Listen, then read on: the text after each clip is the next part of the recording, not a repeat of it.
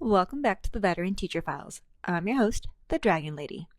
Today, we're talking about school administrators. And before anyone starts sharpening their pitchforks, we're forwarding this episode to HR. Let me say this clearly. I've worked for some incredible admins. I've also worked for some deeply ineffective ones. And over time, I've learned something that doesn't always get said out loud in education. The difference isn't title. It isn't personality. It isn't even necessarily experience. It comes down to one question. Are you still practicing the craft? Or are you only managing the craft? Because once an administrator stops being an educator, the school starts falling apart. Okay.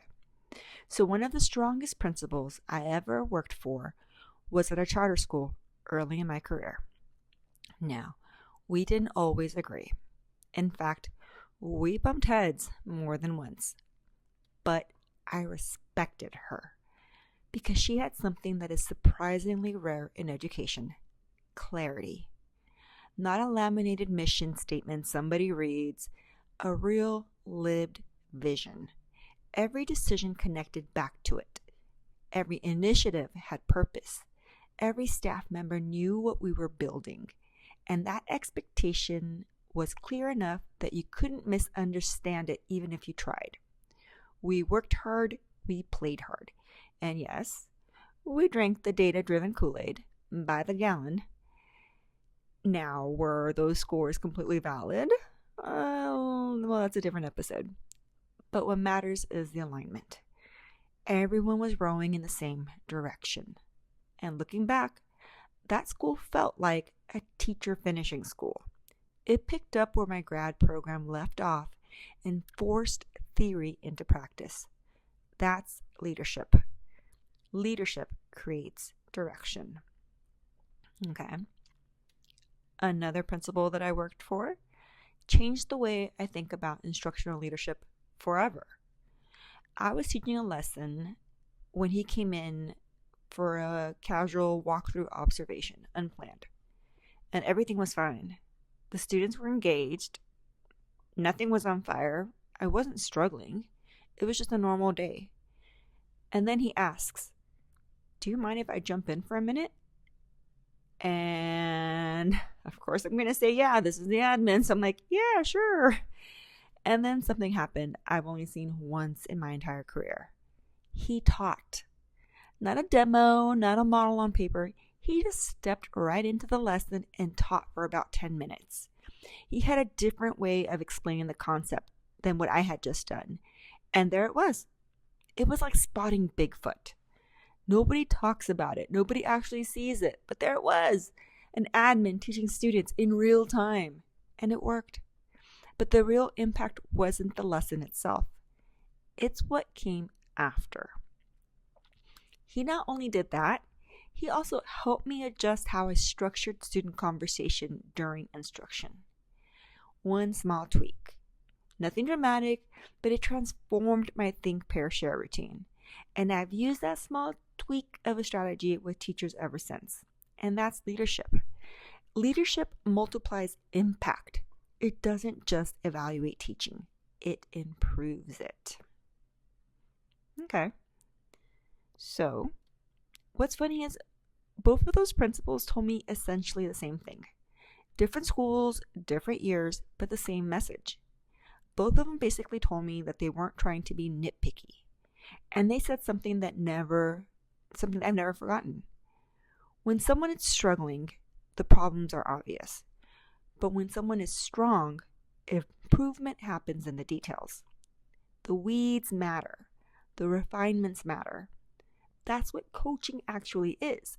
Not correction or refinement. Just those small tweaks, those small refinements. So let's talk about the other side, the dark side. The administrators who taught me what not to do. I once worked for a principal who unintentionally turned an entire staff against itself. I don't think that was the intention. I don't think anyone wakes up thinking, Today, I'll create division. But somehow it happened. Every decision created new camps. Every conversation created new tension. Every meeting added further layer of frustration. And over time, the staff stopped functioning as a team. They started functioning as factions.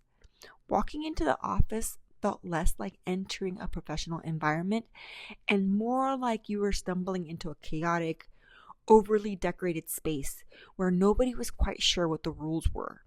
Even the parents noticed. And when parents start noticing staff tension, that's when you know culture has shifted. At one point, families in the dual immersion program began discussing whether they should separate their program from the rest of the school. Think about that. They weren't debating curriculum. They weren't debating instruction. They were reacting to culture, because culture is not what's written on posters. Culture is what people feel when they walk in. And when enough people feel it, they start looking for exits. Ironically, that experience is one of the reasons I eventually pursued becoming an admin. Not because I wanted to replicate it. Quite the opposite. One day, I remember sitting in a staff meeting and literally thinking, all right, if she can do this job, I know I could do a better job. It was just the educational equivalency of watching someone burn toast and deciding, you know what? I think I can open up a bakery. So here's another admin story. When there are admins who are physically present, but mentally elsewhere.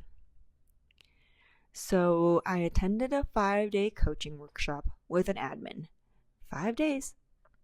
She attended 3. Left early on one of those days, and on the days she was there, she spent most of her time behind her computer. Now, maybe that sounds harsh. Admins are busy. I get that. But here's the question I always come back to. If the learning isn't important enough for the leader to engage in, why should anyone else treat it as important? You can tell me professional development matters, or you can sit next to me, take notes, and ask questions, and learn alongside me. One earns compliance, the other earns my respect. And then there's this story. At one site, I ran an intervention program that served 103 students. I had 14 teachers, multiple grade levels, scheduling, logistics, progress monitoring, data meetings, instructional groups, parent communication, the whole system. I was running all of it. Now, here's the part that sticks with me. The school only had about 250 students total. Let that sink in. Nearly half the student population was involved in intervention services I was coordinating. So here's my question. How many times did my admin come to see me? Go ahead. Guess. If you guessed 0, you're correct. 0. Not once. Not during planning, not during the implementation, not during the data cycles, not during the instruction, not once. And I don't say that because I needed praise. I didn't. I say it because leadership requires curiosity. If nearly half your school is engaged in an intervention system, shouldn't that be one of the most important things happening on your campus? Shouldn't you want to see it? Shouldn't you want to understand it? The best admins I've worked for couldn't stay away from the classrooms.